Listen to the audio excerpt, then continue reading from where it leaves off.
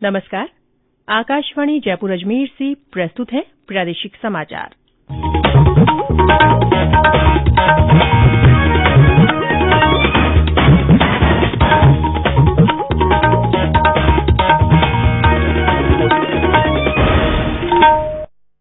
मुख्य समाचार। कोविड टीकाकरण का दूसरा राष्ट्रव्यापी पूर्वाभ्यास आज। प्रदेश में 26 जिलों में 102 स्थानों पर होगा ड्राई रन। प्रदेश में कोरोना से स्वस्थ होने की दर बढ़कर हुई 96.72%। बर्ड फ्लू के मामलों को देखते हुए केंद्र ने राजस्थान सहित प्रभावित राज्यों को किसी भी स्थिति के लिए तैयार रहने को कहा।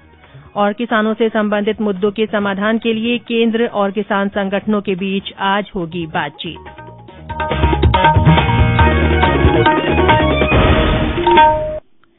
समाचारों के साथ मैं रितिका गुप्ता। कोविड-19 महामारी के खिलाफ देश एकजुट होकर लड़ रहा है। आप भी हमारे साथ सुरक्षा और बचाव के 3 आसान एहतियाती उपायों का संकल्प लें। मास्क पहनें, 2 गज की दूरी है जरूरी, सुरक्षित दूरी बनाए रखें, हाथ और मुंह साफ रखें। और अब समाचार विस्तार से।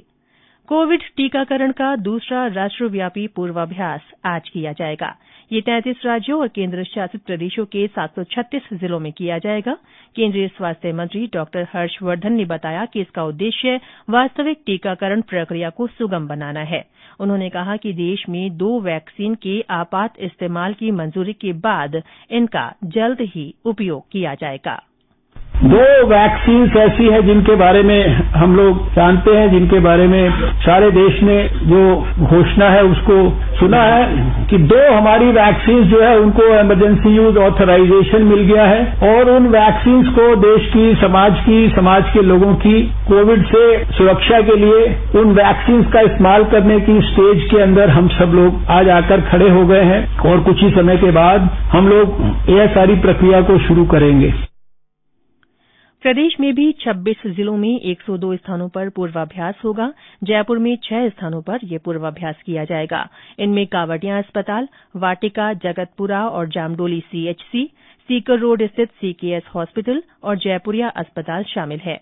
स्वास्थ्य मंत्री डॉ रघु शर्मा ने बताया कि राज्य में पहले चरण के टीकाकरण के लिए 3000 टीकाकरण स्थलों का चयन किया जा चुका है और प्रशिक्षण का काम पूरा हो चुका है।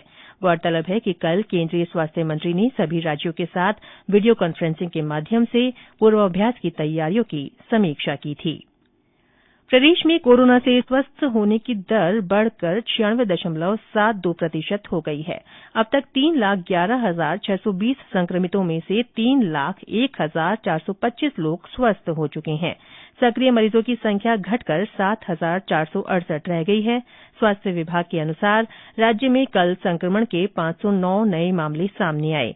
इनमें जयपुर में 100, जोधपुर में 43, अजमेर में 40, भीलवाड़ा में 34, उदयपुर, कोटा और राजसमंद में 31, नागौर में 25, चित्तौड़गढ़ में 22, अलवर में 21, डूंगरपुर में 19, झालावाड़ में 18, पाली में 12, बांसवाड़ा और बारां में 9, बूंदी में 8, बाड़मेर में 7, सिरोही में 6, सीकर, प्रतापगढ़, श्रीगंगानगर, हनुमानगढ़, भरतपुर, धौलपुर और बीकानेर में 4, टोंक, सवाईमाधोपुर, झुंझुनू और करौली में 3, दौसा में 2 और जालौर में 1 व्यक्ति में संक्रमण की पुष्टि हुई है। 2 जिलों चूरू और जैसलमेर में कोई भी नया मामला सामने नहीं आया है। राज्य में कल 4 और लोगों की मृत्यु के साथ ही मृतकों का आंकड़ा बढ़कर 2,727 हो गया है। इधर जयपुर में यूके से लौटी एक युवती में कोरोना के नए स्ट्रेन की पुष्टि हुई है। इसे देखते हुए प्रशासन आवश्यक एहतियात बरत रहा है। केंद्र सरकार की ओर से कोरोना के प्रति जागरूकता लाने के लिए जन आंदोलन चलाया जा रहा है। इसी के तहत आकाशवाणी जयपुर के समाचार बुलेटिनों में प्रसारित की जा रही विशेष श्रृंखला जनता का संदेश जनता के नाम के तहत सुनिए हमारे एक श्रोता का संदेश।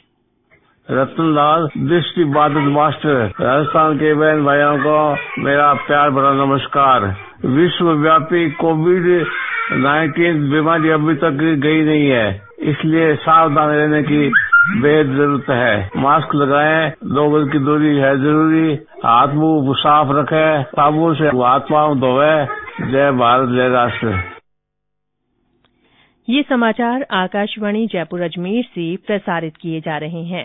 समाचारों का सिलसिला यूं ही जारी रहेगा। उससे पहले ये संदेश। चलो मिलकर एक शुरुआत करें, चलो एक फैसला आज करें, मास्क नहीं तो टोकेंगे, कोरोना को रोकेंगे, चलो एक इरादा करते हैं, चलो कुछ वादा करते हैं, मास्क नहीं तो टोकेंगे, कोरोना को रोकेंगे। प्रादेशिक समाचारों में एक बार फिर से आपका स्वागत है। आकाशवाणी के श्रोताओं तक कोरोना वैक्सीन से जुड़ी जानकारी पहुंचाने के उद्देश्य से समाचार विभाग ने बुलेटिनों में महत्वपूर्ण सवाल जवाब श्रृंखला शुरू की है। आज का प्रश्न है, उपलब्ध कई वैक्सीन में से प्रशासन के लिए एक या एक से अधिक वैक्सीन कैसे चुनें? इसका जवाब है, लाइसेंस देने से पहले ड्रग नियामक की ओर से वैक्सीन उम्मीदवारों के नैदानिक परीक्षणों से सुरक्षा और प्रभावकारिता डेटा की जांच की जाती है। इसीलिए सभी लाइसेंस प्राप्त कोरोना वैक्सीन सुरक्षित और प्रभावकारी होंगी। हाल ही में राजस्थान सहित कई राज्यों में कौवे और अन्य पक्षियों की बड़ी संख्या में मृत्यु के मद्देनजर केंद्र ने राज्यों को पोल्ट्री फार्म, पक्षी बाजार, चिड़ियाघर और जलाशयों के आसपास निगरानी बढ़ाने को कहा है।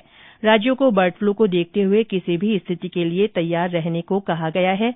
मृत पक्षियों के सुरक्षित निस्तारण को सुनिश्चित करने और पीपीई किट्स का पर्याप्त सुरक्षित भंडार करने को कहा गया है। कल नई दिल्ली में केंद्र सरकार के पशुपालन और डेयरी सचिव ने राज्यों के साथ एक बैठक में ये निर्देश दिए। मुर्गी पालकों को बर्ड फ्लू के प्रति जागरूक करने के लिए भी आवश्यक कदम उठाने के लिए राज्यों से कहा गया है। इधर राज्य के 6 जिलों में कल बर्ड फ्लू से 300 से अधिक पक्षियों के मरने की पुष्टि हुई है। हमारे संवाददाता ने बताया कि अब तक 1600 से अधिक पक्षियों की मौत हो गई है। प्रदेश के झालावाड़, पारा, कोटा, सवाई माधोपुर, जयपुर तथा चित्तौड़गढ़ जिलों में बर्ड फ्लू की पुष्टि हो चुकी है। कई अन्य जिलों में भी पक्षियों की मौत का सिलसिला जारी है। पशुपालन विभाग के निदेशक डॉक्टर वीरेंद्र सिंह ने बताया कि भोपाल स्थित लैब से राज्य के करीब 140 सैंपलों की रिपोर्ट आना अभी बाकी है। उन्होंने बताया कि अभी बर्ड फ्लू का वायरस कौवों में मिला है, मुर्गियों में इसकी पुष्टि नहीं हुई है। राज्य के सभी जिलों में रैपिड रिस्पांस टीम गठित की गई है और प्रभावित जिलों में जयपुर से विशेषज्ञों की टीम भेजी गई है। इस बीच वन विभाग ने सभी चिड़ियाघरों में विशेष निगरानी और सतर्कता बरतने के निर्देश दिए हैं। जितेंद्र द्विवेदी, आकाशवाणी समाचार, जयपुर। जयपुर में बर्ड फ्लू के मामले सामने आने के बाद जिला कलेक्टर अंतर सिंह नेहरा ने कल एक समीक्षा बैठक कर अधिकारियों को आवश्यक निर्देश दिए। आशा सहयोगिनी संगठन से सरकार की बातचीत के बाद अधिकांश आशा सहयोगिनियों ने धरना समाप्त कर दिया है। कल कुछ जगहों पर छुटपुट रूप से कार्य बहिष्कार किया गया, किंतु समझौते के बाद अधिकांश मानदेय कर्मियों ने आंगनबाड़ी केंद्रों पर उपस्थिति दी और वे आंदोलन से दूर रहीं। समेकित बाल विकास सेवाएं की निदेशक डॉक्टर प्रतिभा सिंह ने बताया कि पूर्व में हुई परस्पर सहमति के अनुरूप कार्यवाही की जा चुकी है। आशा सहयोगिनियों को चिकित्सा और स्वास्थ्य विभाग से प्राप्त होने वाले इंसेंटिव में तर्कसंगत वृद्धि के लिए मुख्यमंत्री की ओर से केंद्र को पत्र भेजा जा चुका है। राजस्थान विश्वविद्यालय का 30वां दीक्षांत समारोह आज वर्चुअल तरीके से आयोजित किया जाएगा। विश्वविद्यालय आज अपना 75वां स्थापना दिवस समारोह भी मना रहा है। समारोह की अध्यक्षता राज्यपाल कलराज मिश्र करेंगे। किसानों से संबंधित मुद्दों के समाधान के लिए केंद्र सरकार और किसान संगठनों के बीच आज नई दिल्ली में 8वें दौर की बातचीत होगी। कृषि मंत्री नरेंद्र सिंह तोमर ने 4 जनवरी को हुई बैठक में कहा था कि सरकार चाहती है कि किसान यूनियन 3 कृषि कानूनों पर बिंदुवार चर्चा करें, लेकिन कोई समाधान नहीं निकल पाया क्योंकि किसान संगठन इन तीनों कानूनों को रद्द करने पर अड़े रहे। कृषि मंत्री ने कहा कि सरकार ने किसान नेताओं को बार बार आश्वासन दिया है कि वह उनके मुद्दों को हल करने के लिए प्रतिबद्ध है। मौसम विभाग ने आज जयपुर, भरतपुर और कोटा संभागों में 1 या 2 स्थानों पर बारिश की संभावना जताई है। 2 दिन के लिए सीकर, झुंझुनू, हनुमानगढ़ और श्रीगंगानगर जिलों में दिन के समय अत्यधिक सर्दी की चेतावनी भी जारी की गई है। और अंत में मुख्य समाचार एक बार फिर। कोविड टीकाकरण का दूसरा राष्ट्रव्यापी पूर्वाभ्यास आज होगा। प्रदेश में 26 जिलों में 102 स्थानों पर ड्राई रन किया जाएगा। प्रदेश में कोरोना से स्वस्थ होने की दर बढ़कर 96.72% हो गई है। बर्ड फ्लू के मामलों को देखते हुए केंद्र ने राजस्थान सहित प्रभावित राज्यों को किसी भी स्थिति के लिए तैयार रहने को कहा है। और किसानों से संबंधित मुद्दों के समाधान के लिए केंद्र और किसान संगठनों के बीच आज बातचीत होगी। इसी के साथ प्रादेशिक समाचार बुलेटिन समाप्त हुआ। हमारा अगला बुलेटिन हिन्दी में दोपहर 12:30 बजे प्रसारित होगा। नमस्कार।